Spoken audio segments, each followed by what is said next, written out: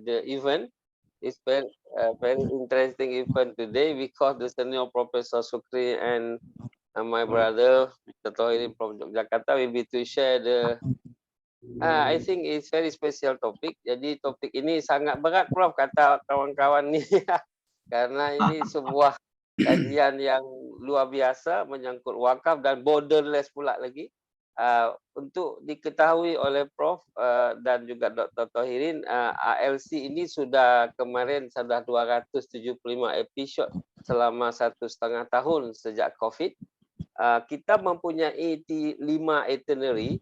The first welcoming speech from me as the chairman ASEAN Lecturer Community, and the second there is short video about ALC. Apa benda satu tu ALC kata orang Malaysia, Pak Tohirin, apa benda satu itu? Kita akan lihat dalam short video around 3 minutes. And the third sharing session from the speaker, Prof. Sukri is the first speaker, and after Prof. Sukri speaker, Prof, nanti kita ada refreshing kejap ya. Jadi ada satu refreshing video for the enjoy lah kita ni knowledge silaturahim kan. Jadi ini bukan conference, therefore do not strict protocol, fun and relax je lah. And then the fourth itu question answer lah. Jadi after all the speaker sharing, we go to question answer. Therefore, the participant, you can to share your question in the chat box or to my direct email, no problem. Dan the last kali nanti closing remark. Okay, right now kita akan memulainya dengan pray first. Kita berdoa menurut keyakinan masing-masing. Dipersilahkan. Bismillahirrahmanirrahim. La haula wala quwwata illa billah. Okey, terima kasih atas doa kita masing-masing, dan right now once more Prof. Sukri, thank you very much for coming because ini request Prof. Sukri ni. Jadi saya pun sudah berusaha untuk episod berikutnya untuk menjumpai Badan Waqaf Indonesia, dan juga Basnas sudah menjawab, Prof. My letter datang dekat office, dia minta buat letter pula lagi. Saya okeylah, buat letter lah. Jadi dah okeylah, nanti kita akan aturkan pada end of January of the early of February on. Right now Dr. Neneng dari Universiti Islam Bandung sudah join juga. Nah, Dr. Neneng awal kena cakap dengan Prof. Sukri urusan zakat, tapi saya kata ini urusan wakaf. Karena itu tak jadi dengan Bu Neneng, tapi dia join right now dari Universiti Islam Bandung. Bu Neneng, selamat datang. Okey, Pak Tohirin, ini dari Universiti Islam Bandung, Dr. Neneng. Beliau adalah dosen pasar sarjana dalam spesifikasi zakat ya. Jadi dia mau dengar wakaf juga. Okey, tanpa membuang masa lagi, Prof. Sukri, right now Indah Gumilang is the... Alhamdulillah, thank you very much, Muhammad, Associate Professor Dr. Tuku Syahrul Reza, teman lama saya Dr. Ahmad Tomirin. Alhamdulillah jumpa kita walaupun dalam cyber world ini, insyaAllah. Bapak-bapak, ibu-ibu sekalian, Assalamualaikum warahmatullahi wabarakatuh. Alhamdulillah Rabbil Alamin, asrafil mursalin, Sayyidina Muhammadin wa alihi wa sahbihi ajma'in, wa la hawla wa la quwwata illa billahil azim. Astaghfirullahalazim, astaghfirullahalazim, astaghfirullahalazim. Today, inshallah, I'll be sharing quite a simple presentation, inshallah. Even though the topic seems to be quite difficult, macam Pak Syahrul kata tadi, but then actually I'm trying to simplify all the presentation because my presentation today is just an introduction to the borderless Waqf, and then inshallah this is the first series of a 3 series of presentation, inshallah. After my presentation, we'll be having another presentation from my colleagues, Dr. Murni Yusuf, on Fintech, especially in Waqf, and then Dr. Azrin Hamiza Abdul Aziz, inshallah, will talk on specifically on the management of the State Islamic Religious Council in Malaysia, and then Fintech and also the Borderless Waqf, inshallah. So my task today is just to pave the way for serious discussion on the Borderless Waqf by Dr. Murni and inshallah by Dr. Azrin. And inshallah, we'll be having Dr. Murni and Dr. Azrin soon, inshallah, as what Dr. Shahrul was saying just now. It probably will be at the end of this month, and also probably and then followed by the early of February, inshallah. Yeah. So let me share my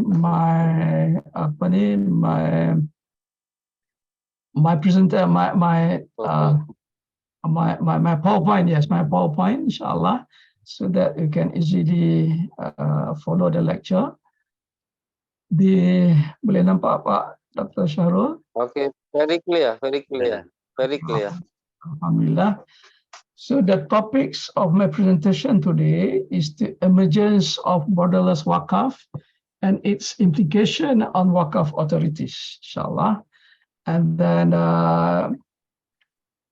it is very simple. The message that I want to put through is that we are living in digital era at the moment, and especially in the fourth industrial revolution world. And definitely there are impacts of digital era, as especially two impacts that have been happening. Number one is what I call deglobalization, and number two is the post-normal times. And all this leads to the use of digital apps in Waqf, especially the fintech and financial technology. And there also the unprecedented emergence of borderless Waqf. And what I want to concentrate on is actually on this, the implication of Waqf authorities, especially from four aspects. Number one is jurisdiction. Number two is the awareness and or the ability to follow by the Islamic Religious Council. And number four, how can they cope up with that? And then number three and number four is how to harmonize between the dynamics of the borderless Waqf and the management of the Waqf by the Waqf authorities, especially in Malaysia. Yeah. So actually, our concentration on is the implication of Waqf authorities. But however,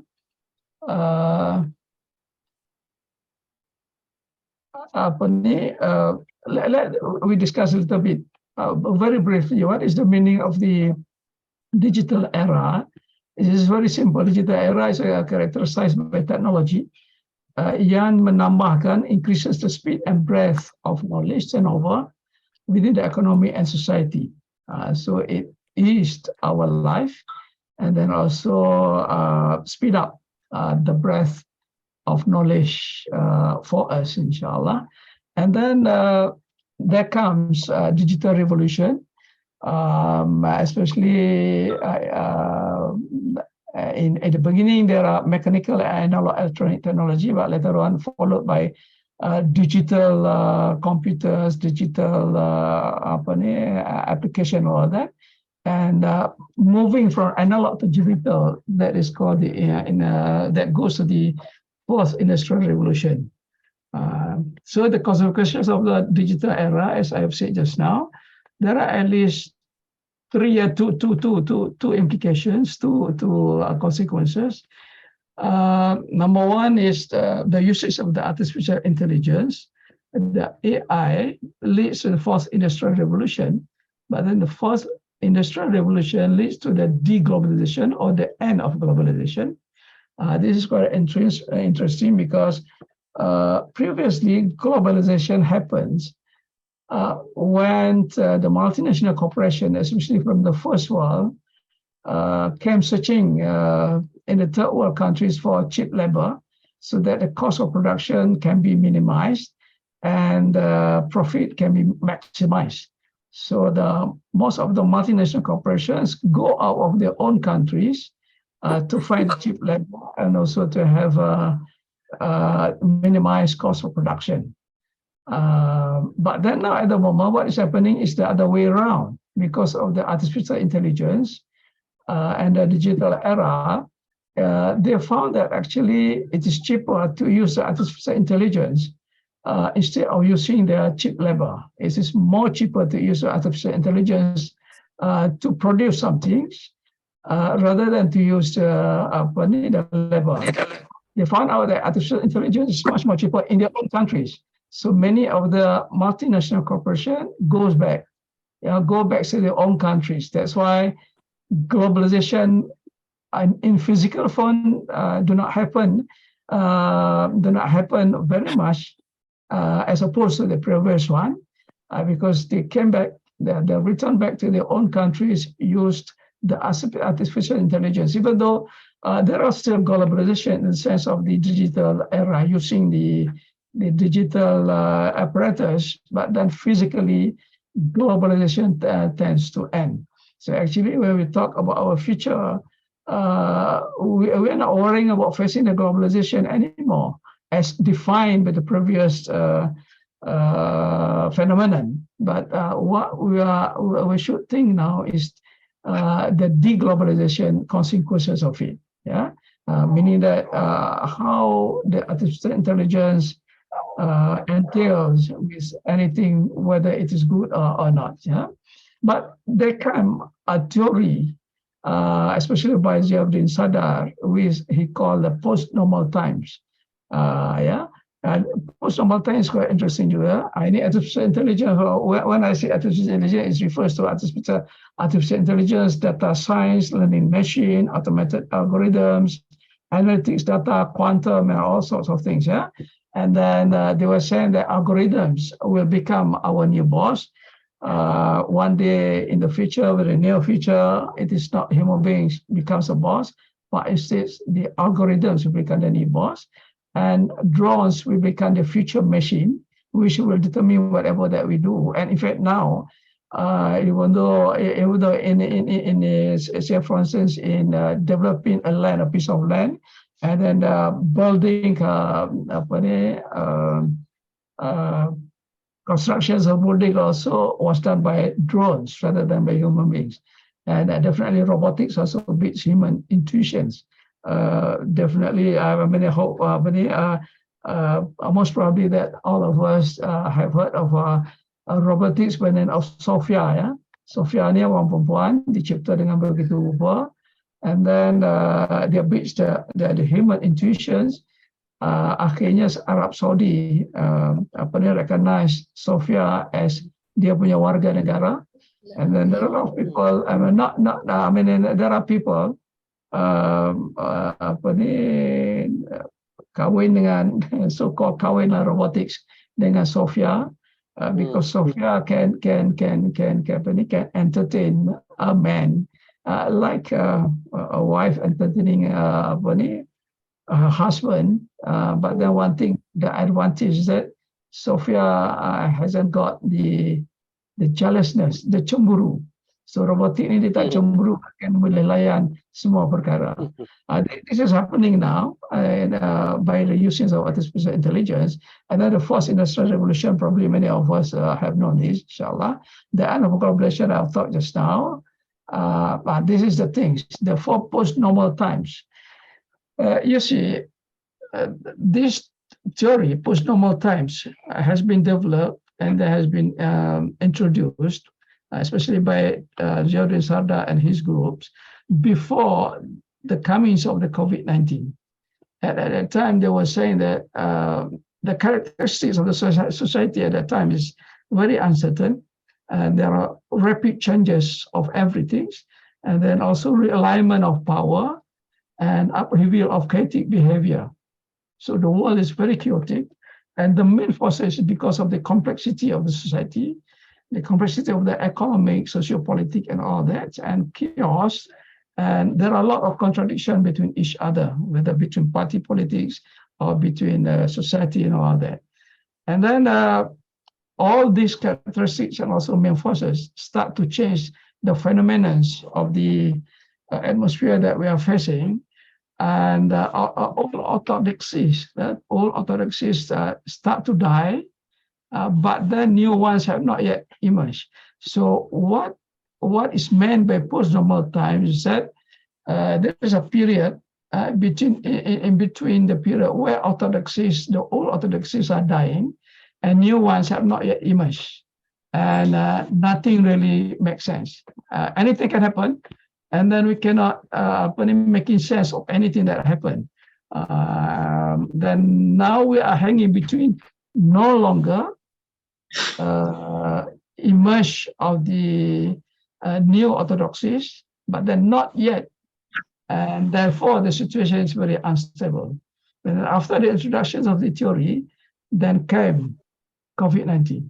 The COVID-19 ni, itulah benda yang disebutkan sebagai the new orthodoxies coming, the two new orthodoxies. And then we can see now, they were saying that the post-normal time was saying that we'll be having three tomorrows, three kinds of tomorrows. Number one is the extended present, and extended present ini biasalah.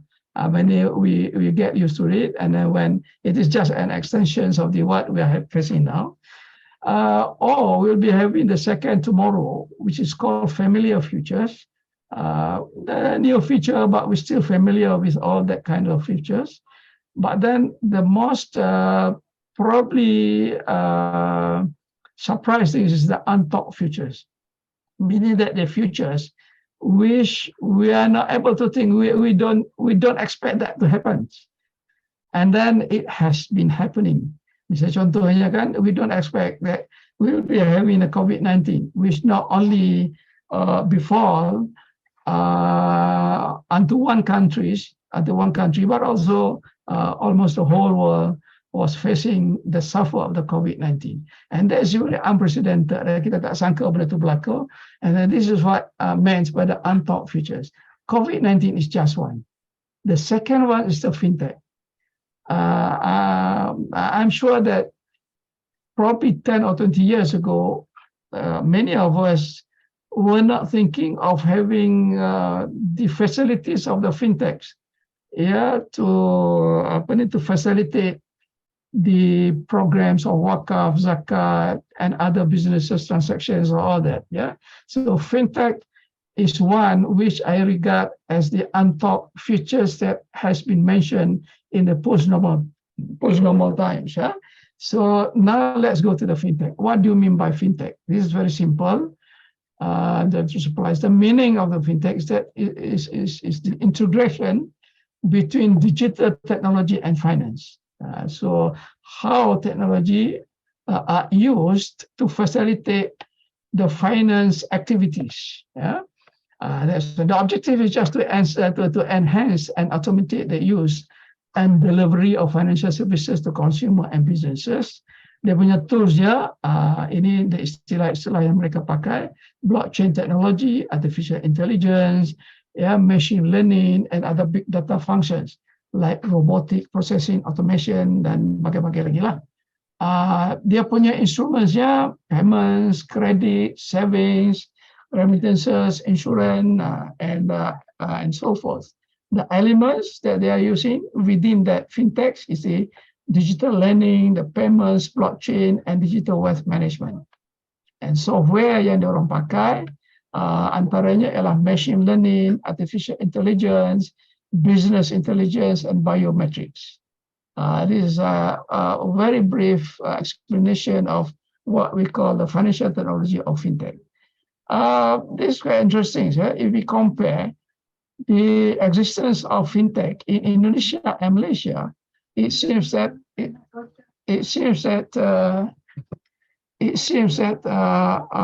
Indonesia has led a way forward. I mean,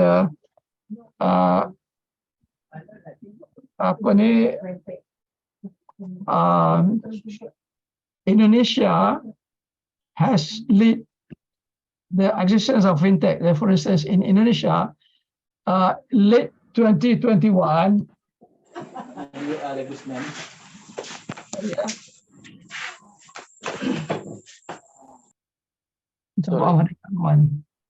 okay, in late 2021, in Indonesia ada 785 fintech companies, and then the investment is about 2.8 billion in 2022 expected.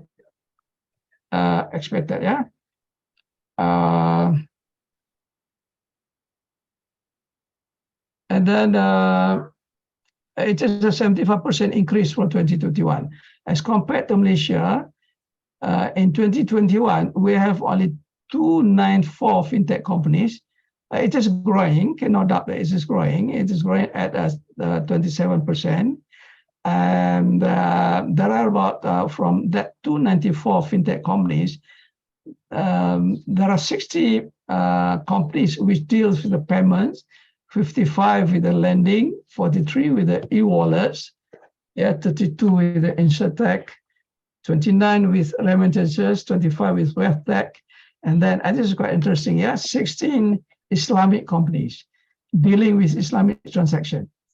And then the fintechs in Waqf most probably falls within this 16 Islamics. I'm not too sure whether we have Islamic fintech companies in Indonesia or not. I have yet to find it. I tried to find, but probably Brother Dr. Tohirin can explain this, whether there is a Islamic fintech companies in Indonesia. So this is briefly the fintechs in Malaysia and Indonesia. And out of that fintech companies, we can see there are creations of a lot of types of Waqf, new types of Waqf.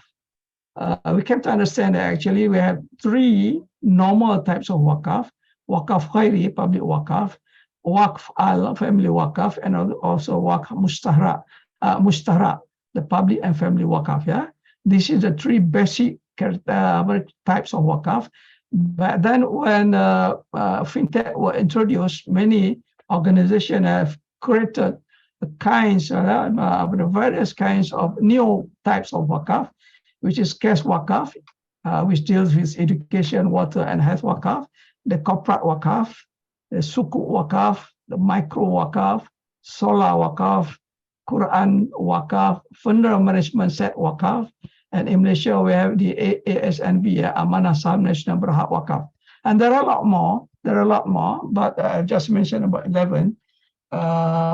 So in conclusion, that we can see with the usage of fintechs, there are a lot of new creations of new types of Waqf, new creation of a new type of Waqf, which is more dynamic. And in Malaysia, for instance, there are a lot of companies which use fintech to deal with Waqf. I've just shown 6 organizations now. Number 1 is Waqf Felda. These are in Malaysia, Waqf Felda.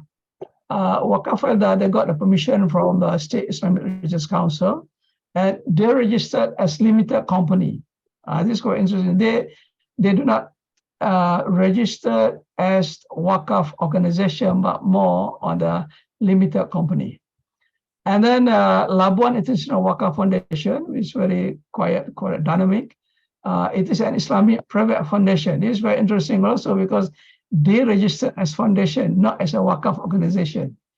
And then they hold and manage properties for identified beneficiary, Mawquf Alive, based on the Sharia principle on Waqf. It is a foundation, but operates as a Waqf, Waqf activities. And then they adopts the legal form of a foundation provided by the Labuan Foundation Act 2010. The other one is the Khadijah International Waqf Foundation, established in 23rd April of 2018. It is also a Labuan Islamic Foundation under the Labuan Framework Service Authority. This Khadijah. It is registered as foundation also. This is very interesting also. And then the other one is the Global Waqf Foundation, Global Waqf. This is also a private foundation, a private foundation established in 2015 through Foundation Charter, registered under also Labuan International Business and Financial Center.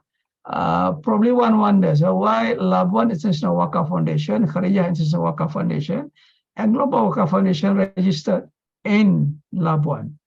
And all of them, 3 of them, registered as a foundation, not as a Waqf organizations. They were saying that in Labuan, the extra enactments is quite flexible. So they have this space for them to register as a foundation and to have the activities or Waqf activities and so forth. And then the other one is my Waqf. My Waqf is a kind of Waqf organization established by 6 Malaysian Islamic banks, via the Association of Islamic Banking and Financial Institutions to empower the community. And the other one is Global Sadaqah. It is a partnership with various organizations. For instance, there is a partnership between INSEF University for Islamic Finance Education, for Islamic, and then most of them, in fact, all of them are using the fintech, the crowdfunding, either credit card, a debit card, and all sorts of things, which will be explained in details by Dr. Murni in the next series, inshallah. Here, I just want to say that with the fintechs, with the existence of the fintechs, so it innovates the activities of the Waqf, and then it goes beyond the territories. So in Malaysia, for instance, in Malaysia, the jurisdiction says that the state Islamic religious councils are the sole trustee of Waqf in Malaysia. We have 14 states in Malaysia. Anything to do with religious activities, it is dealt with by state Islamic religious councils. And then so is the Waqf. Any Waqf activities, the sole trustee is the state Islamic religious council. So now you see there are foundation of Waqf. There are also organizations of Waqf which go beyond the boundaries of the state territories. Maknanya itu yang dipanggilkan sebagai borderless Waqf. Sebab the new kinds of Waqf at the moment do not stick within the territory as such. It can go with, so for instance, like Felda, probably they can register as a Waqf organization. Okay. Ni tolong di mute ni anak ni. Okay. Alright, yeah. Say for instance, one organization can register as a Waqf organization in one state. Say for instance in Penang, for instance, yeah. But then the activities go beyond the state of Penang, because with the crowdfunding, probably it's not only in Malaysia, not only in Indonesia, but then the people in all over the world can contribute through the crowdfundings of Waqf. So how can the Islamic religious councils of the state governments control that kinds of things? So this is another challenge. This is the challenge to the states Islamic religious council in Malaysia. Even the jurisdiction says that, and also stated in the Malaysian legislative system and for the Constitution's 9th Schedule List 2, that Islamic religious councils are the sole trustee of Waqf in Malaysia, but they cannot control beyond their state. While on the other hand, the Waqf organization goes beyond the state, which they register. Or probably, I'm not too sure whether all of the Waqf organization or the foundations of the Waqf registered within their own states, or they do not. This is what we're going to see. The other one, we wonder whether state Islamic religious councils are aware of what is going on, and what else to follow the development of the borderless Waqf. We're not too sure about that.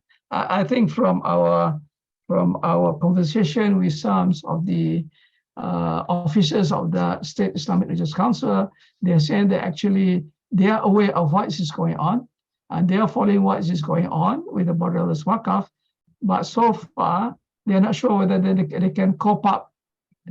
Whether they can cope up. This goes to the third challenge, whether the Islamic religious councils of the state government can cope up with what is happening as very rapid changes of the types and also the mechanisms of the Waqf transactions, whether the Islamic Religious Council has adequate manpower, or do they have the expertise, or do they have the mechanism? This is, inshallah, going to be discussed by Dr. Azrin Hamiza, inshallah, during our third series of our discussion, inshallah. Number four, the challenge is that, how can we harmonize that? Definitely the rapid change of the borderless Waqf, the dynamics of the borderless Waqf is good. It's good for the sake of Islam and also for the Waqf activities, inshallah, because they have proven that there are a lot of benefits and there are a lot of mechanism choices, to enhance or also to empower the activities of Waqf. But then at the same time, probably they have to go beyond the jurisdictions embedded in Waqf authorities' enactments. And definitely, inshallah, the State Islamic Religious Council also do not want to let it happen without any control or without any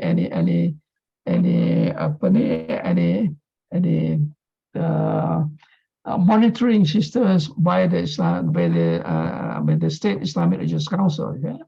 So the problems are, how are we going to trade off and to harmonize the trade-off between the rapid and effective developments of the borderless Waqf with the jurisdictions embedded in Waqf authorities enactments.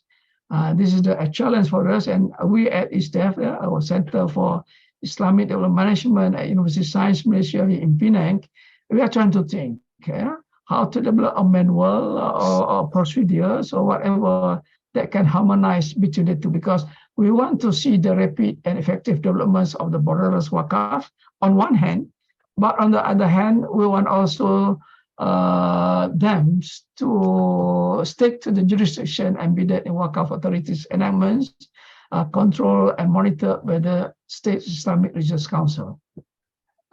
So now I think our preliminary thinking, we have a group of lecturers in our Center for Islamic Development Management Studies dekat University of Science Malaysia ni. We have a very preliminary thinking. Loudly, we think aloud the kind of a model, so-called model probably, or of approach to deal with the problems that I've just said just now. So we were thinking of a model which has the characteristics of up-to-date, meaning Islamic Religious Council have to update what is happening in the borderless Waqf activities, and they have to be proactive, meaning that dia jangan menjadi orang yang mahu menghukum saja, but then instead they have to be the enablers ataupun the catalyst, to have more effective and also rapid developments of the borderless Waqf, and therefore the jurisdiction has to be flexible a little bit. Meaning that the Islamic Religious Council have to be flexible to give the space for the borderless Waqf to develop and inshallah to be active, and therefore they can be collaborative in that sense. The collaborations of the Islamic Religious Councils with the borderless Waqf organizations, and they must not see each other as a competitors. So it is non-competitors. They are collaborative and they try to get together for the sake of Islam, inshallah, to enhance the Waqf. And at the same time, the Islamic Religious Council have to recognize the activities that have been done by the people in the Waqf borderless organizations, and therefore it has to be balanced. This is a very simple thinking, preliminary thinking, which can be the base of our model to suggest to the State Islamic Religious Council, inshallah, in dealing with the borderless Waqf. And these things can be, will be, inshallah, discussed in further details by Dr. Azrin Hamiza during the third series, inshallah, in our discussion. And as a conclusion, my presentation is very simple. I was saying that we are living in a digital era. Digital era has produced, one of it is the fintech, financial technology. And then the people who are dealing with Waqf take the opportunity to use the fintech technologies to enhance an effective Waqf strategies, which goes beyond the state and also the country to be a global kind of activities, either based in Malaysia or Indonesia, but then the activities of Waqf can be enhanced all over the world, all over the world. And now what we are thinking now, what we are worrying now at the moment, and what we are going to present, what we have presented, is this: how is the SRICs of the State Islamic Religious Council, especially in Malaysia, response with it? Also in Indonesia, I'm not too sure Indonesia, probably Brother Dr. Tahirin can explain what is happening in Indonesia in this sense, inshallah. But then in Malaysia, we are quite worrying with what, on one hand, yeah, we are very happy to see the development, the rapid developments of the Borderless Waqf, but at the same time, we are quite worrying with the ability of the State Islamic Religious Council's ability to handle it, to manage it, and then this is our questions, and this is what we are studying now, inshallah. Dr. Azrin Hamiza has been interviewing with the officers of the State Islamic Religious Council, thinking that how can we have to harmonize between the two, yeah, the Borderless Waqf and the State Islamic Religious Council. That's all, Brother Associate Professor Dr. Sarul. Yeah, thank you very much. Ya, Assalamualaikum warahmatullahi wabarakatuh. Waalaikumsalam. Amazing. Very good presentation, Prof. Banyak ilmu dapat nih. Boleh shutdown sekejap, Prof. Use screen. Terima kasih, Bang Syahdu. Sama. Assalamualaikum warahmatullahi wabarakatuh. Assalam. Alhamdulillahirabbil alamin. Wa bihi nasta'inu 'ala umuri dunya waddin wa 'ala alihi washabbihi. Rabbi shrah li sadri wa yassir li amri wa hlul 'uqdatam min lisani yafqahu qawli. Allahumma rabbi zidni ilma warzuqni. Allahumma shalli ala sayyidina Muhammad wa ala ali sayyidina Muhammad, amma ba'd. Yang berbahagia Prof Sukri, rekan sekaligus sifu saya juga, guru saya. Karena kawannya guru saya juga termasuk guru saya. Saya sangat berbahagia pagi hari ini bisa menemani beliau untuk berbincang tentang wakaf gitu. Kepada Bang Zahrul saya ucapkan terima kasih atas kesempatannya karena saya dipercaya untuk mengisi di sesi ini. Saya akan sampaikan kalau tadi Prof Sukri bicara sangat global, sangat makro begitu ya, dan sangat menarik. Very interesting presentations, and I think I cannot disagree with all the material presented by Prof Sukri. Jadi itu yang saya kesan yang saya dapatkan.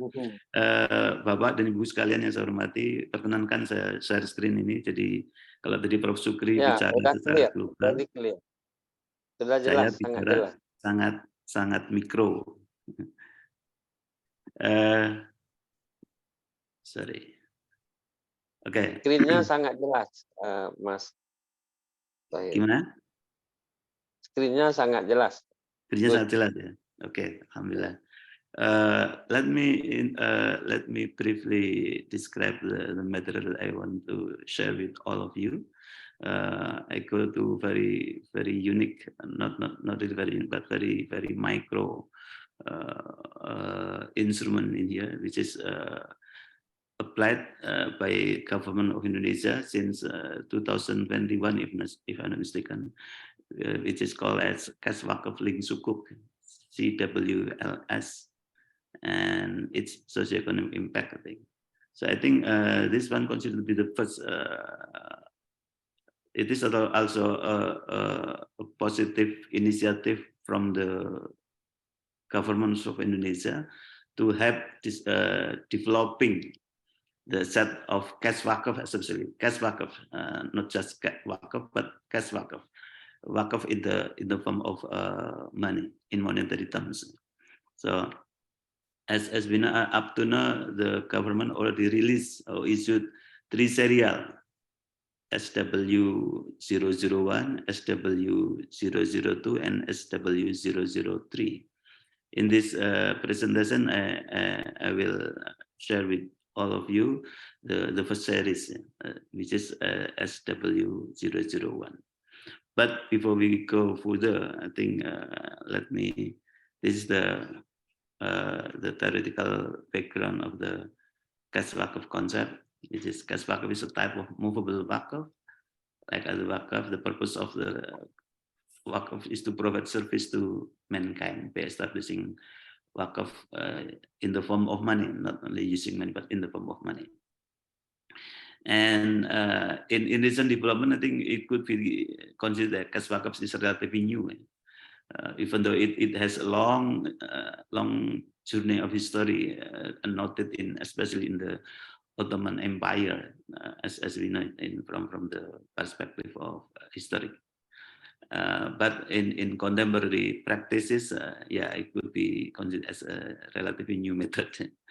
And then in this regard, the cash waqf concept is aimed at mobilizing public funds to be put as a financial asset, and then being managed in such a way that it can generate income stream, besides maintaining its initial value to grow, and then also to preserve its perpetuity, and then the income stream being generated from the investment will be distributed to the beneficiaries or mawquf alai.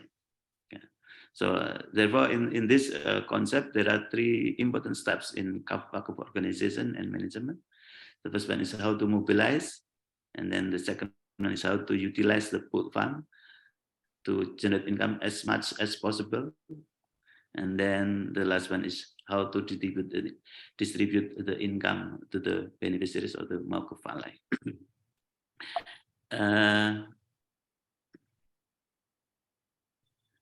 And when we relate cash waqf and sukuk as what have been practiced by government of Indonesia through the CWFLS, so we basically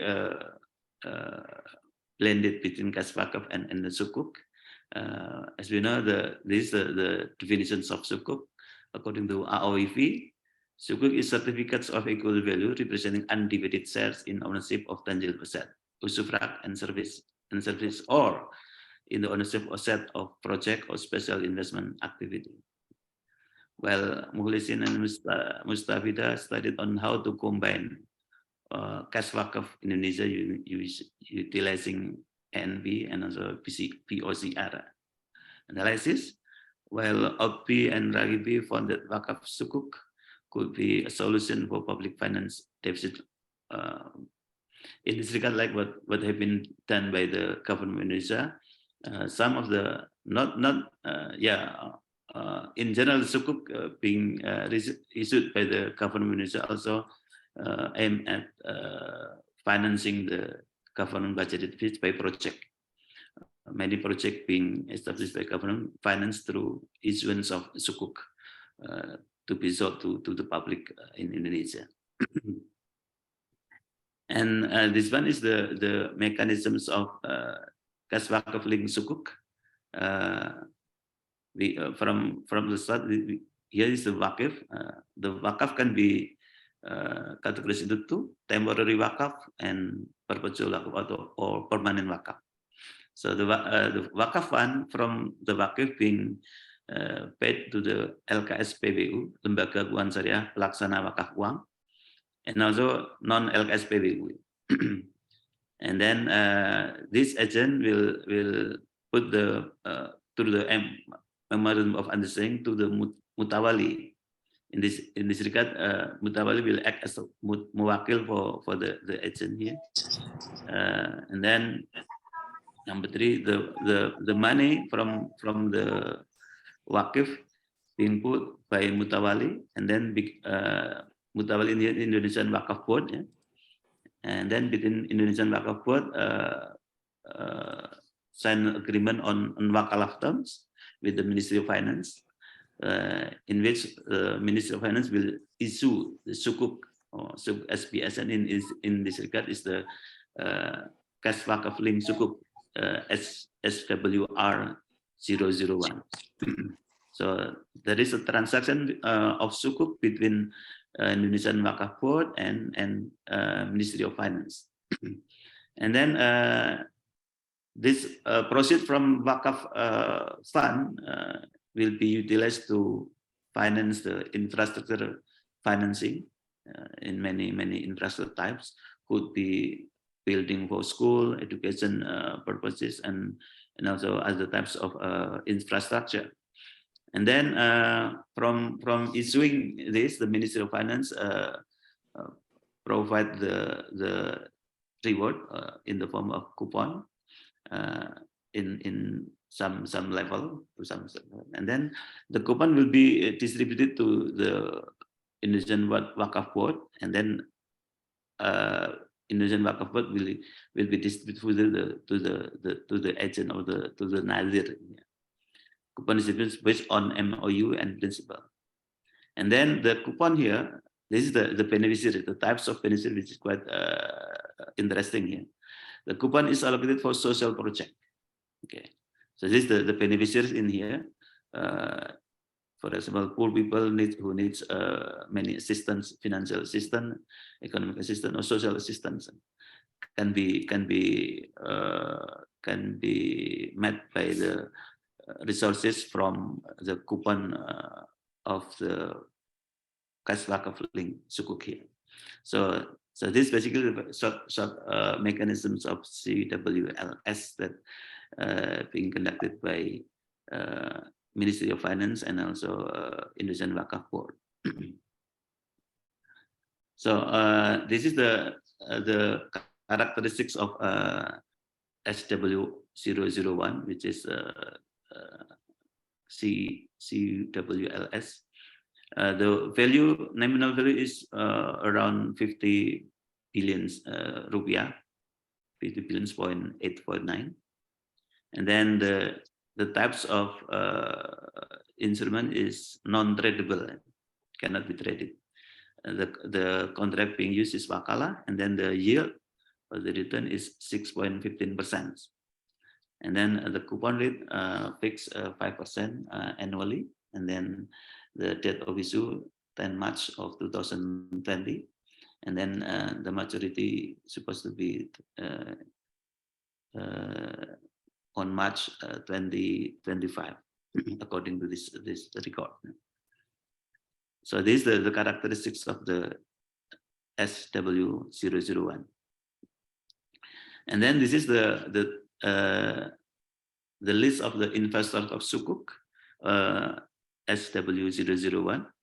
The first one is the hedge fund management institution (BPKH) if I'm not mistaken in Indonesia, with the volume of investment 25 billions, or 25,000 millions rupiah. And then the second one is the National Syariah Banks, 24.5 billions. And then Islamic Social Finance Manager Organization, 1.2 billions. And then individual Waqf, 50 millions. And then other LKS PBU, around 99 millions rupiah. So the total with the 50 billions 849. So it is not, if we look at this number, it's not that big, very relatively still small. If we compare the total sukuk issued by the government of Indonesia, which is more than 500 trillion rupiah, but still very small. But it set some positive prospect for the future. And then what are the stakeholders involved in the issuance of this particular CWLS here? The first one is the Indonesian Waqf Board, with the roles of as a single body of Sukuk Waqf Indonesia, SWI, and then transaction personalization within Ministry of Finance and LKS PBU. And then another role is design the CWLS business model. And then the second one is Bank Indonesia or Central Bank of Indonesia. The role is recording the SWI in Bank Indonesia, Securities Settlement System, BISSSS. And then design the CWLS business model together with the Indonesian Waqf Board. And then the next role is facilitator of product marketing and training of trainers for communication process with Indonesian Council of Ulama concerning the Sharia perspective of the first CWLS issue. And like I just mentioned before, that up to now we have already issued three serial of CWLS.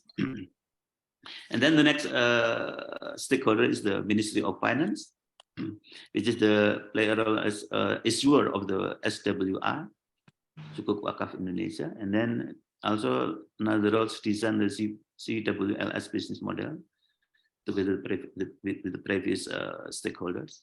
And then setting the corpus benefit of Waqf, menentukan manfaat corpus Waqf. And then facilitator of product marketing and training of tenants. And then another stakeholder is Ministry of Religious Affairs. Kalau di Malaysia ada SIRC, ya. Kalau di sini langsung ke Kementerian Agama, Ministry of Religious Affairs, which is the role is to issue regulations concerning Waqf management. Relatively minimalist the role here, the Ministry of Religious Affairs. And then the last one is the Islamic Financial Institution, which has the role as settlement of Waqf or investor transaction, and then facilitation to facilitate the investment in CWLS, and also as the product marketing for CWLS instrument. And I think in Indonesia we have more than 300 Waqf Nadir to play this role in general. So this is the reality. The total volume, total order volume for the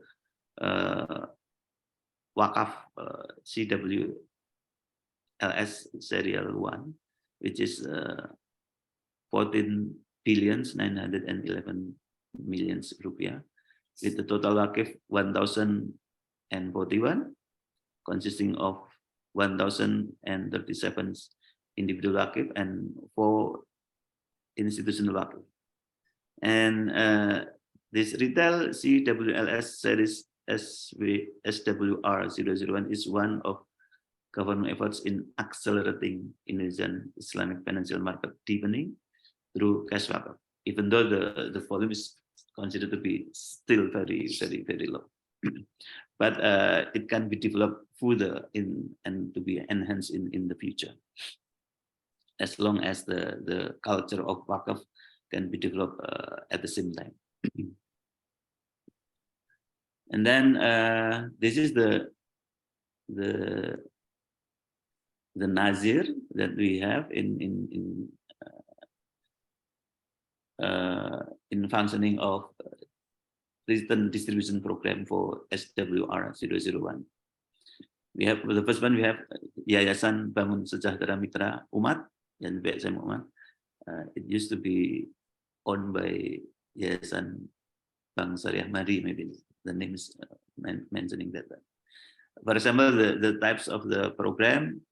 Sorry. The types of the program: rice, seed cultivation, beef cattle breeding, education scholarships, and hearing aids. And we also have Lazisnu as the Nazir. This is one of the license established by one of the biggest Islamic organization, Nahdlatul Ulama. It has the program of Pesantren Health Clinic, educations in the form of santri to scholarships in the economy, SME capital assistance to provide capital for developing the small medium enterprises, especially in the pesantren. And then we also have the license from Muhammadiyah organization, the second biggest organization, Islamic organization in Indonesia. In the health sector, they provide Indonesian mobile clinic in the form of ambulance. And then in education, when they have program of Mandari scholarships, Sang Surya, and Bhakti Guru scholarships. As we know, that Muhammadiyah has the biggest numbers of schools, education institution, from elementary school, even from playgroup until tertiary education. They have thousands of institutions of education across Indonesia. And then in the economic sector, the empowerment of SME. And then by Baitul Muamalat, we have Friends of SMEs, the program Friends of SME, Muamalat undergraduate scholarships, and also Cikal, beasiswa Cikal from elementary school until senior high school. We also have Waqf Salman ITB in Bandung for Salman Rashidi Mosque development. We also have Yayasan Hasanah Titik for Hudian Hasanah Waqf, Asupan Sehat Waqf, and also Standard and Economic Independence Waqf. And lastly is the Dompet Du'afa. This is with the program of medicine funding for the disadvantages, and then Hadijah Learning Center education program, and also for the economics aspect, economic empowerment of hydroponic agricultural techniques. So those are the program take the benefit from the CWLS instrument issued by the government.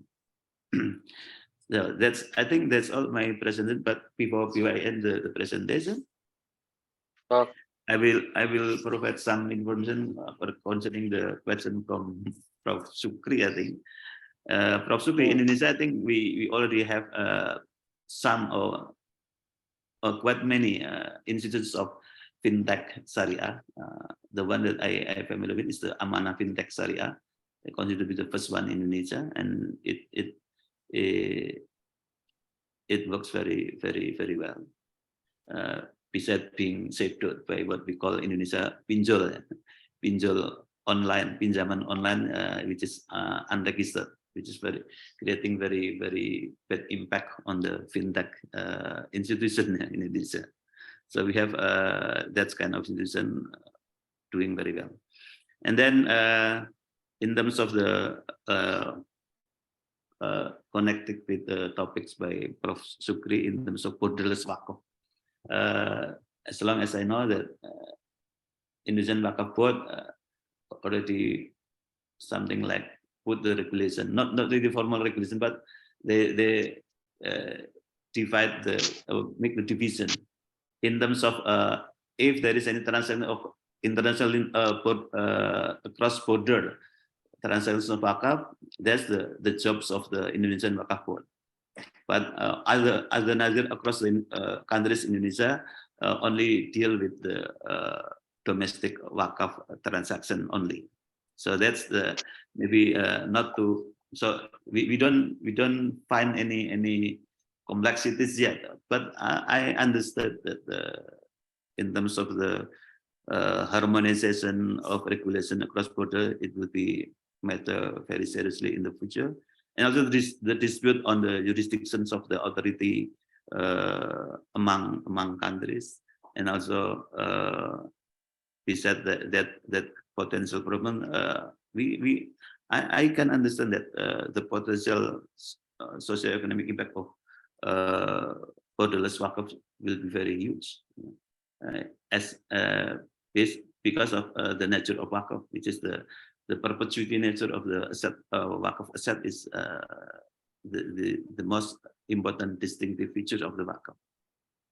And then so that in the future, I think I agree that it has to be harmonization, but right now maybe the time is not there yet. We still have to wait until the development of this Waqf progress very, very, very, very significant. I think that's all from me. Bang Sahrul. Yeah. Thank you very much. Assalamualaikum Yes, right. warahmatullahi wabarakatuh. Waalaikumsalam. Okay, ladies and gentlemen, there is some question direct to my email right now. The first from Prof. Sukri. I will to read, Prof. Tak sempat tak forward tu. Okay, from Farhan for Prof. Sukri, and then ada pula ni question kepada Dr. Tohirin baru masuk. Okay, first Prof. Sukri ya, dari Farhan ni. Belum lama ini, satu perusahaan financial technology di Singapura bernama Fintech, dia cakap bahasa Indonesia ya, to launching platform crowdfunding use blockchain. Banyak yang bertanya bagaimana kemurnian dana yang masuk dalam platform itu. Adakah financial technology boleh menjaga kehalalan fund dari mana-mana sumber yang diterima? Itu pertanyaan pertama. Yang kedua dari Melanie, bagaimana pula sejauh ini policy of Malaysia government atau Kementerian Agama di Malaysia untuk trend fintech dan blockchain untuk keperluan filantropis, include Waqf? Itu dia tanya dari Melanie. Kemudian ada satu lagi dari Novi. Tadi Prof ada breakdown topik implication of Waqf authorities. Boleh ke di-explain apa sebenarnya opportunity dan challenges-nya? Okey. Kemudian untuk Dr. Tohirin pula, ini dari pertama dari Hamiza. Saat ini saya tahu di Indonesia literati wakaf masih sangat terbatas. Bahkan zakat pun potensinya sangat besar, tetapi masih belum boleh diambil dengan jumlah yang semestinya. Bagaimana pandangan Dr. Tohirin atas kondisi ini? Bagaimana solusi terbaik agar potensi besar umat Islam, baik zakat maupun wakaf ini, lebih berjaya ke masa hadapan? Itu nombor satu. Nombor dua dari Azni. Salah satu faktor penting dalam pengelolaan filantropi fund adalah controlling, pengawasan. Belum lama ini kita ketahui di Indonesia ada satu kes besar yang menyangkut manajemen filantropi fund yang dibuat oleh ICT Foundation. Ya, this is very not good governance management. Bagaimana bisa dikontrol wakaf borderless pula nanti itu. Itu nombor dua. Nombor tiga, nanti Prof. Sukri boleh juga menjawab pertanyaan untuk Dr. Choh ini kalau ada yang relation. Kemudian Yanti pula, terkait suku. Apakah memang Islamic Finance lebih dominan di pasar modal daripada di real business? Karena kita tahu di real business, Islamic banking services sahaja masih minimize market size-nya di Indonesia. Bagaimana pula bila wakaf ini hendak kita gunakan dengan fintech? Okey, itu sajalah tiga masing-masing karena masanya terhad juga. Prof. Sukri, the first you will to answer the question.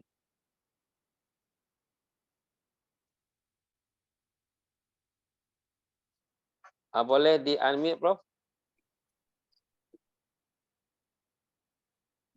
Ya, terima kasih Dr. Syahrul. Soalan kepada saya ini berkenaan dengan halal ya. Apabila dimasukkan melalui fintech ini sama ada halal ataupun tidak sumber itu. Saya kurang pasti sama ada dia ada mekanisme untuk menentukan halal haramnya sumber yang masuk itu. Tapi kalau mengikut fatwa, saya rasa dari segi ijtihadnya itu barangkali kita boleh tanyalah ahli-ahli fatwa, orang-orang agama, sama ada perlu ataupun tidak kita memastikan sumber yang masuk itu mesti halal ataupun kita terima saja ya. Kita terima saja tanpa mempersoalkan perkara itu. Sehingga ada perbezaan pendapat antara kedua itu. Ada yang mengatakan bahawa ya kita harus mengetahui sumbernya daripada mana, sama ada daripada sumber halal ataupun haram. Tapi ada ulama yang mengatakan bahawa tak perlu untuk kita ketahui. Benda diberi itu kita terima sahaja. Dan malah ada orang mengatakan kalau sekiranya benda itu dari sumber haram, tapi kalau the whole batch yang duit yang ada itu banyaknya sumber halal, jadi dia macam jadi air daripada air mutlak masuk sikit najis, tapi kalau lebih 2 palah maka itu dikira halal, macam air masih lagi menjadi air mutlak. Ada juga. Jadi this kind of things. Number one, I do not really know whether there is a mechanism in the fintech financial technology that can trace the halal ataupun haram of the resources. Number two, there are various kind of opinions lah. Sama ada mesti halal ataupun tidak berkenaan dengan perkara yang sedemikian rupa ya. Okay, that's one. Do I answer the question? Nombor Itu dua, lebih dia kurang. tanya mengenai Malaysia government policy. So I think Malaysian governments really encourage the use of fintechs. And in fact, our new Vice Chancellor of our university now, appointed a few days ago, 2 days, in fact, 2 days ago, he was one of the academic tokoh, academic figure which always insists our center to deal with fintech. That is at the university level. Tapi dekat international, dekat government level juga, it is encouraged actually, fintech. That's why there are a lot of companies, definitely companies, fintech companies, has to be approved by the bank negara, yeah, the central bank. But the fact that more than 200 fintech companies have been approved, that seems to be encouragements from the governments to establish the fintech companies.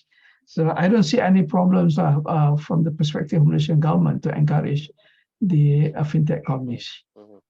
Number 3, opportunities and challenges. Yes, to the Waqf authorities, definitely there are challenges yang saya dah sebutkan tadi, dari segi jurisdictionnya, dari segi the ability to follow up and also the awareness among the officers of the State Islamic Religious Council, dan juga dari segi manpowernya untuk deal, untuk cope up dengan apa yang berlaku itu. Itu cuma challenges. But the opportunities is good if we can harmonize. Tadi saya sebutkan, kalau kita harmonize between the fintech companies yang deal dengan wakaf ini dengan the State Islamic Religious Council, itu karakteristik yang saya senaraikan tadi ya, be a little bit of flexible, and then also collaborative. And I think if they can harmonize between these two, there are a lot of opportunities that probably wakaf ini. But that one thing, probably kita boleh fikir sekarang kan, the phenomena of wakaf activity sekarang, ini is much more of a business or commercialized kind, or about commercialized oriented activities. When we think about zakat, sama juga dengan zakat lah. Bila kita fikir zakat, fikir wakaf, kita banyak berfikir bagaimana kita nak menjadikan wakaf itu sebagai satu benda yang boleh mendatangkan keuntungan yang banyak. Dan salah satu benda yang ditekankan ialah melalui perniagaan. So now we can see people are dividing zakat dan wakaf ini kepada produktif zakat, produktif wakaf, dengan unproduktif zakat, unproduktif wakaf. Saya rasa ini satu kesilapan yang besar, kerana zakat dan wakaf itu memang produktifnya, memang produktif. But once you are trapped into the Western ethnocentric paradigms, so you are thinking of the money, you are thinking of the materials, you are thinking of the revenues. So oleh demikian tak banyak lagi the welfare. Sedangkan the original objective of wakaf and zakat is the welfare of the society. So sekarang if you talk about wakaf kubur, they say, oh, that is unproductive because tanah kubur tidak mendatangkan apa-apa keuntungan. Even when we think about education, wakaf education, oh itu juga unproductive, you see. So kita sendiri sekarang ni yang meletakkan image negatif kepada wakaf dan zakat dengan mengatakan zakat wakaf itu ada dua, satu yang produktif, satu yang tidak produktif. Padahal kedua-duanya adalah produktif. And I think this is very dangerous. Yeah, we have to tengok itulah. Tengok. And then the other question je, tak ada bendanya satu lagi ialah when you talk about fintech, fintech includes also digital currency, masuk cryptocurrency, termasuk bitcoins, yang mana tidak ada the physical appearance of that money. It is just on computer dalam ni apa semua kan. The question is whether it is halal ataupun tidak. Or even when you talk about cash wakaf. When you talk about cash wakaf, even kalau masa di Malaysia, kita bagi ringgit Malaysia. Kalau di Indonesia, kita bagi rupiah misalnya kan. Rupiah dan ringgit Malaysia itu, apakah tidak terlibat dengan riba? Is it not a kind of, apa yang ekonomis panggil fiat money? Fiat money itu nanti akan relate dengan all kinds of currency mechanism yang akhirnya kita akan bertemu bahawa oh rupanya dalam tu ada riba. Moreover, kalau sekiranya we are talking about the currency ya, yang currency. Sebab the paper money tadi dia sepatutnya berdasarkan kepada the reserve kan, berapa banyak reserve ada, you can produce and you can cetak the money. But now the value of money that you are having in one country doesn't portray the reserve that you have. Sebab boleh cetak saja, mereka boleh cetak saja duit tabur kat Afghanistan, ya, boleh cetak saja duit ini tanpa refer kepada ini. So jadi ada juga orang persoalkan the paper money, apakah itu halal ataupun tidak, sedangkan dia ada terlibat dengan riba. Boleh ataupun tidak kita gunakan paper money untuk berwakaf, untuk berzakat. Ya, untuk berzakat. Apatah lagi kalau currency money, kalau digital currency, the invisible. You are saying you are rich. Oh, saya ada banyak duit, ada berapa? Ada 10 juta dalam bank. Have you seen that 10 juta? No, tak ada. Dia cuma ada dalam dia punya rekod saja. It's not necessary that you are having that physical 10 juta tu kan. So ini persoalan-persoalan yang dibawa ke depan lah, now. When we talk about fintech, when we talk about cash wakaf, when we talk about suku, then benda-benda akan timbul. Benda-benda timbul. It's really interesting to kaji lah. At ISTEF, we used to have a research. Kita dah buat satu kajian berkenaan ini. Ada orang soal kenapa tak boleh, sedangkan zaman Rasulullah SAW, zaman Khalifah Rashidin, ada wakaf menggunakan currency dirham dan dinar. Jadi sekarang kalau kita pakai ini, apakah tak boleh? Jadi dikatakan boleh. Persoalannya, dulu dinar dan wakaf itu ada value in itself. Dinar itu, satu dirham dinar itu ada value dia sendiri. Dia tidak bersandar kepada mana-mana reservation kan. Jadi lain. Cash dulu dengan cash sekarang agak lain.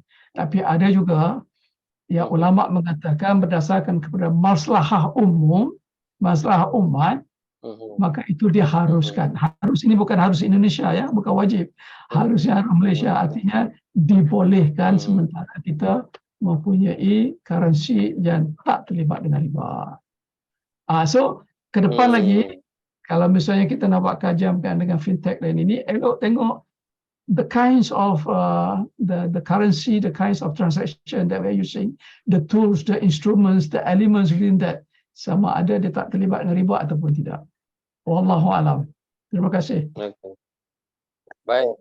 Baik. Sebelum Dr. Tahirin menjawab 3 pertanyaan, saya mau mengundang Dr. Neneng untuk sedikit beliau ingin mungkin perspektif by the Muslimah. Jadi Dr. Neneng, I invite you to sharing book. Apa kiranya Ibu sebagai pengamat dan pembanding juga dalam diskusi ini, silakan Ibu Neneng available untuk cakap. Kang Indah, Ibu Nenengnya tadi sudah memberitahu beliau mungkin ingin sedikit untuk ulun lembu. Kang Ina, mana Ibu Nenengnya? Kita mau dengar suaranya. Bu Neneng, are you ready to talk right now? Boleh cakap, Bu? Pakai bahasa Indonesia, jangan pakai bahasa Sunda ya, kita tak paham. Silakan Bu Neneng. Iya, iya. Oke. Baik, terima kasih. Bismillahirrahmanirrahim. Assalamualaikum warahmatullahi wabarakatuh. Ya, sangat menarik ya tadi yang dijelaskan oleh Prof. Syukri maupun Dr. Ahmad mengenai wakaf ya, terutama di Indonesia tadi tentang cash wakaf ya. Indonesia terkenal atau bukan terkenal ya dalam satu dikenal disebutkan dinobatkan sebagai negara terdermawan pada tahun 2021 itu ya di sedunia, karena memang sangat mudah ya masyarakat Indonesia untuk sentuh hatinya ketika ada peristiwa bencana misalnya atau hal-hal yang memang membutuhkan bantuan. Indonesia Malaysia ini juga memang terkenal untuk wakafnya itu luar biasa perkembangannya, khususnya mengenai cash wakafnya gitu ya. Dan tadi sebagai negara yang dinobatkan sebagai negara paling dermawan sedunia, tentu saja ini menjadi tantangan tersendiri juga supaya fundraising ya, penghimpunan dana yang dilakukan oleh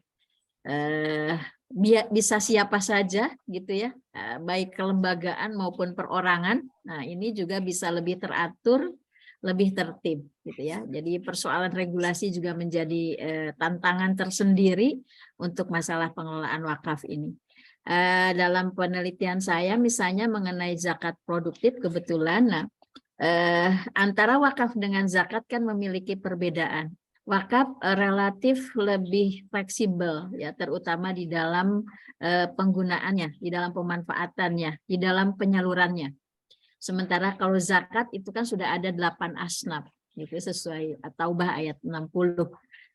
Nah, oleh karena itulah potensi zakat dan wakaf ini khususnya di Indonesia ya perlu memang mendapatkan perhatian dari sisi regulasi yang lebih intens ya, karena rata-rata lembaga-lembaga zakat yang ada di Indonesia yang tadi ada BAS dan LAS ini selain menghimpun zakat juga tadi menghimpun wakaf gitu ya. Jadi lembaga-lembaga ini juga infak sedekah juga begitu ya. Nah, di dalam mengoptimalisasikan zakat dengan model atau bentuk penyaluran yang produktif, nah ini wakaf ini menjadi penting kedudukannya untuk lembaga-lembaga zakat gitu ya. Karena tadi zakat yang pengaturannya sudah lebih rinci ya di dalam Al-Qur'an maupun hadis, khususnya 8 asnafnya itu. Nah, ketika disalurkan secara produktif gitu ya, ini tentu saja memerlukan dana-dana yang lain. Ya, kalau 1/8 ya di dalam aturannya ya untuk zakat ini misalnya 1/8 kadang-kadang untuk pendampingan, untuk pembinaan mustahik itu kan kurang ya, tidak mencukupi untuk dana-dana operasional itu. Nah, sehingga tadi wakaf inilah salah satu juga alternatif di dalam menangani masalah-masalah pengelolaan zakat ya, sehingga perlu gitu ya mengenai pengelolaan wakaf ini juga bersinergi gitu ya dengan instrumen yang lain ya, baik zakat maupun infak sedekah. Nah, di Indonesia ini luar biasa juga potensi wakafnya gitu, 188 triliun yang menurut informasi terakhir itu 188 triliun per tahun, tetapi hanya bisa terrealisasi kurang dari 0,5%. Ya, hanya 230-an miliar saja. Jadi masih banyak sekali potensi-potensi zakat ini yang belum tergali dengan baik begitu. Nah, termasuk juga atau belum termasuk ini aset-aset wakaf ya, potensi aset wakaf itu hampir nilainya 2.000 triliun per tahun. Gitu ya. Nah ini tentu saja memerlukan tadi berbagai inovasi, ya, berbagai layanan yang disesuaikan. Ya tadi Prof. Sukri juga sudah menyampaikan berkaitan dengan masalah digitalisasi. Ya ini juga salah satu yang mempercepat, ya, terutama di skema penghimpunannya. Ya, jadi dengan perkembangan teknologi ini penghimpunan wakaf lebih mudah karena menjangkau wilayah yang lebih luas, begitu ya. Bahkan tidak hanya tadi, kalau selama ini mungkin wakaf diasosiasikan kepada orang-orang yang memiliki kelebihan harta, ya, dan itu juga ke harta-harta yang tidak bergerak, gitu, benda-benda yang tidak bergerak. Tapi dengan adanya cash wakaf, ya, wakaf uang tunai ini, selain jangkauan yang lebih luas, juga tadi bisa menghimpun dana yang bukan hanya besar tetapi yang kecil-kecil juga, gitu ya. Jadi masyarakat menengah ke bawah juga sudah bisa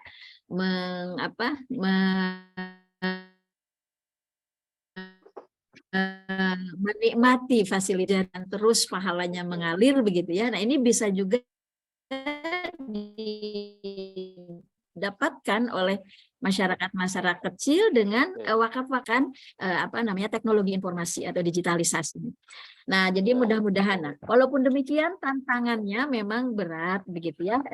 Di Indonesia kemarin ada kasus ACT, gitu ya, yang memang ini juga perlu perhatian yang khusus, terutama dari sisi regulasi, gitu ya. Karena persoalan-persoalan pengelolaan dana-dana filantropi ini adalah tentu kuncinya adalah kepercayaan masyarakat, begitu ya. Nah ini juga beberapa hal yang kami temukan dalam pengelolaan ini, termasuk salah satunya adalah tadi wakaf ini seperti ya dirasakan oleh masyarakat. Dan BWU untuk masalah digitalisasi ini sudah melakukan beberapa tahap-tahap untuk itu, ya, Badan Wakaf di Indonesia. Ya, sehingga salah satu tahap yang dilakukan oleh BWI, tahap pertama adalah penguatan digitalisasi internal, ya, di BWI sendiri. Nah, kemudian ada memperkuat digitalisasi nazir, gitu ya, dan integrasi dengan data wakaf. Sehingga seorang yang berwakaf atau wakif itu dia bisa menelusur, ya, melalui media informasi ini sudah di mana, gitu ya, dana yang diwakafkannya itu. Baik, Bu Neneng, kayaknya ada sinyal. Jaringannya Iya, baik Ibu Neneng, thank you for your sharing. Ini ada gangguan. Oke, thank you Ibu. Hatur nuhun. Data tentang jumlah-jumlah yang harus mudah. Dan ya. Baik, nah, Bu. itu barangkali yang bisa saya komentari. Mudah-mudahan kalau saya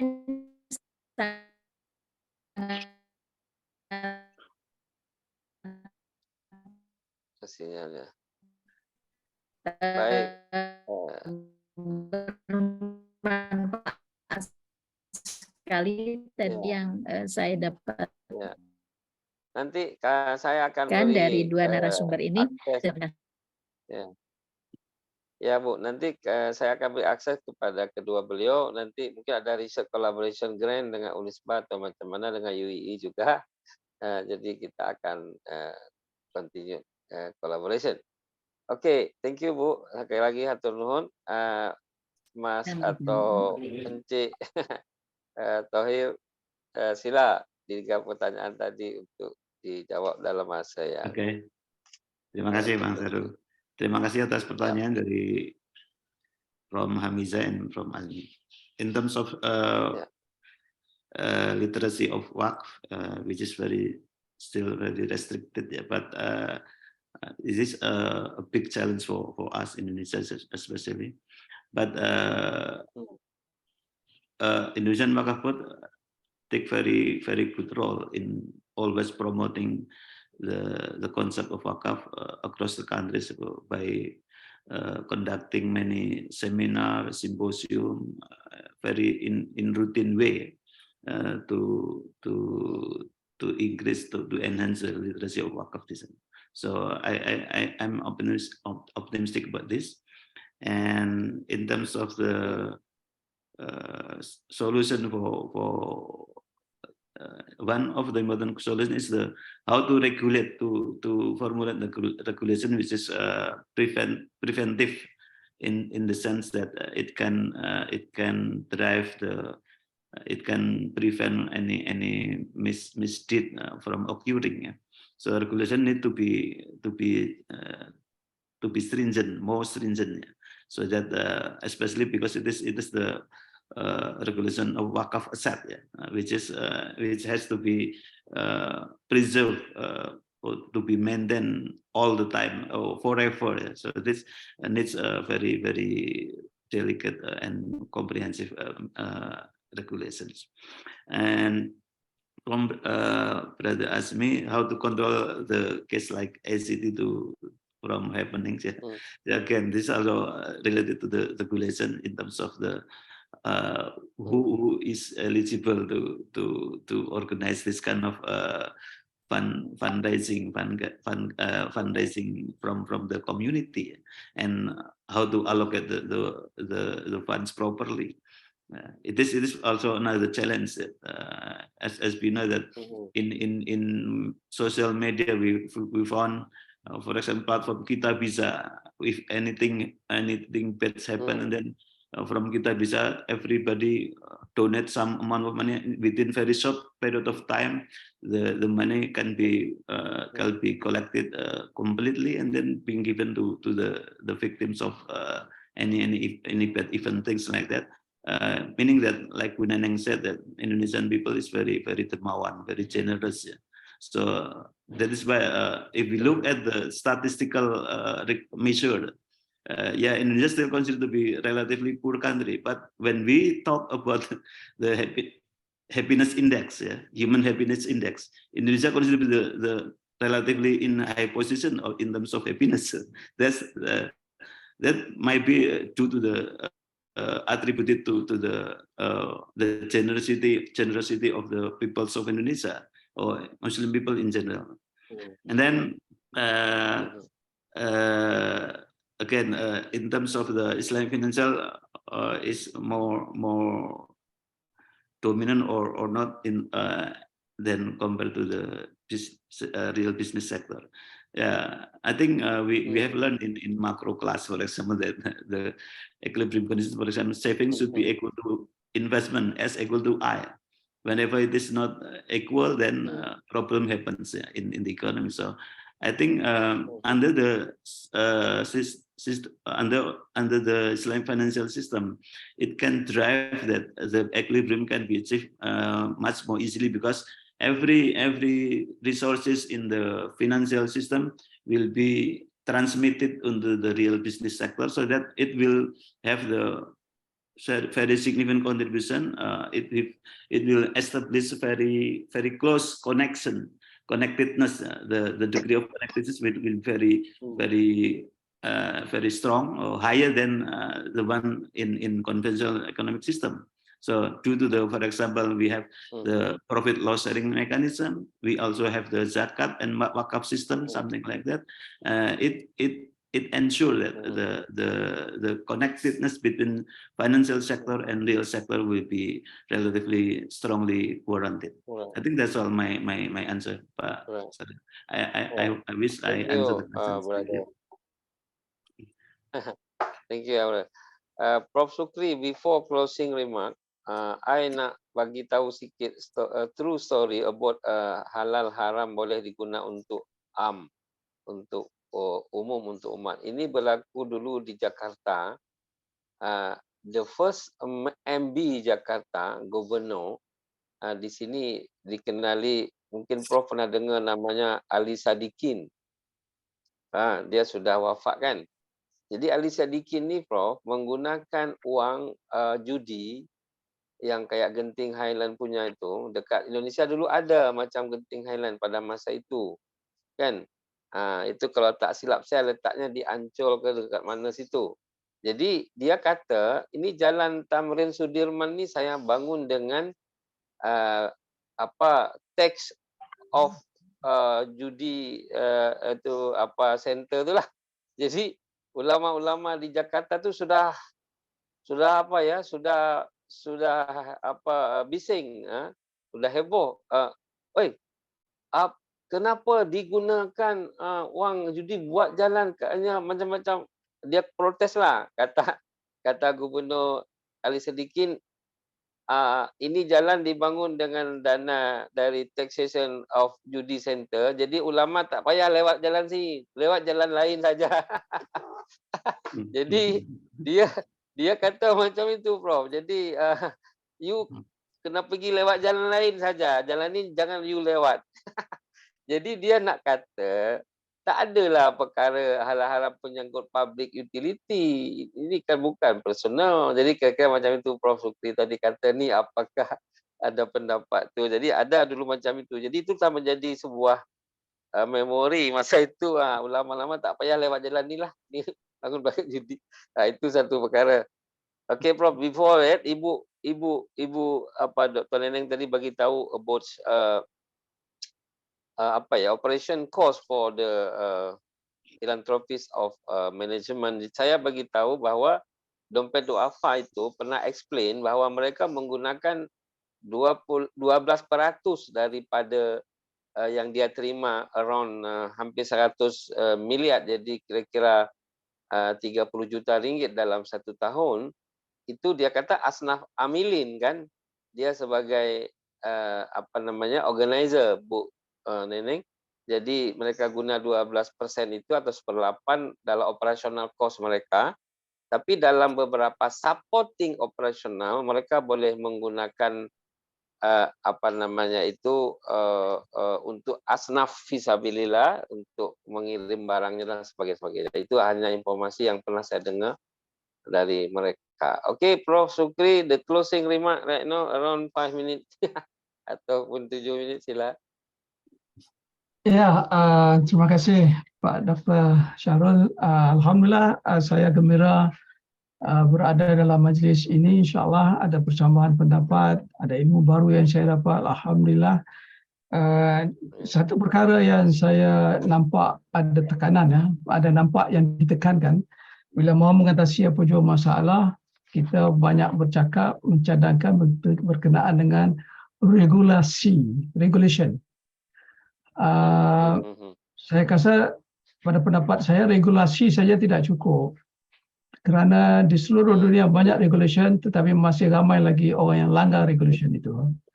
Jadi oleh kerana zakat dan juga wakaf ini adalah merupakan institusi Islam, maka regulasi saja tidak cukup, tapi kena ada usaha mekanisme untuk meningkatkan iman dan takwa. Kalau setiap players, setiap pelaku zakat, wakaf, ekonomi Islam itu ada iman dan takwa, tak ada regulasi pun tak apa. InsyaAllah mereka tidak akan melanggar apa yang patut, ya. Dan ini juga sangat penting, terutamanya bagi orang Islamic economics, Islamic economist, ahli-ahli ekonomi Islam. Yang pada pengalaman saya banyak bercakap tentang hal-hal yang baik-baik, sama ada zakat ataupun wakaf, ya. Tapi daripada pengalaman kita berkawan dengan mereka, sama-sama ada orang yang sudah menjadi tokoh ekonomi Islam ataupun tidak, apa yang dicakap itu tidak sama dengan apa yang dilakukan. Jadi ada pengalaman saya tokoh ekonomi yang menulis berkenaan dengan consumer behavior misalnya, ya, kena wasatiyah, kena moderate dan sebagainya. Bila kita berkawan dengan mereka, pergi shopping, Masya Allah, mereka lebih banyak beli daripada bendanya. Kita juga dinasihati oleh mereka supaya sabar. Saya pernah melihat bagaimana dua orang tokoh ahli ekonomi yang terkenal berhujah dan mahu bertemu, hampir mahu bertemu secara fizikal.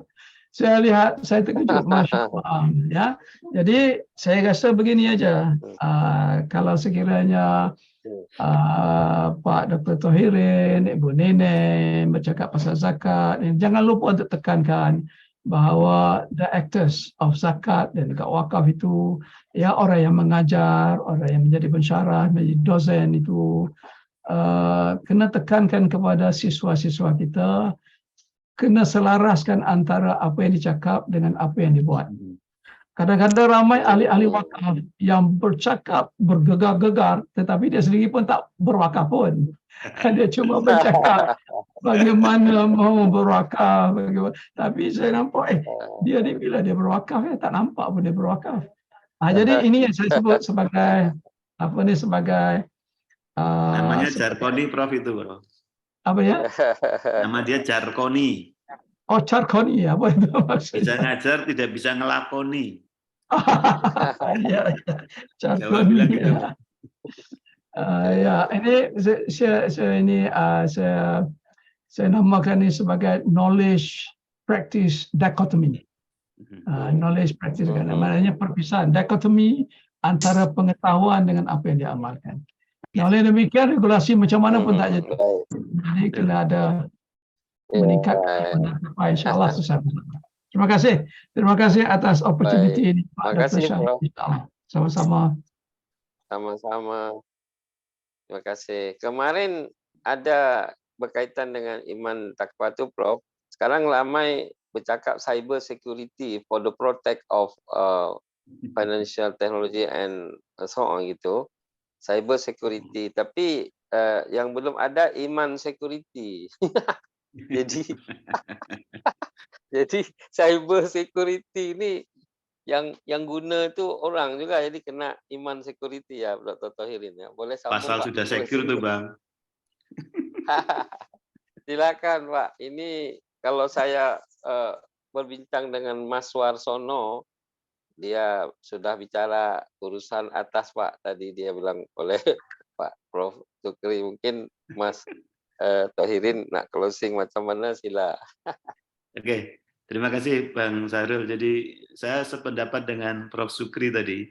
Jangan memisahkan antara pemahaman dan pengamalan. Harus dijadikan satu. Insya Allah kita semua yang hadir pada majelis ini akan berusaha sekuat mungkin untuk bisa menyatukan kedua hal tadi. Paham dan juga mengamalkan. Saya alhamdulillah di KTUI ini baru sudah punya ini Prof. Sukri untuk pengetahuan kita bersama juga. Kita punya lembaga wakaf uang Indonesia untuk wakaf cash wakaf institution di bawahnya Pak Warsono itu Bang Sarul.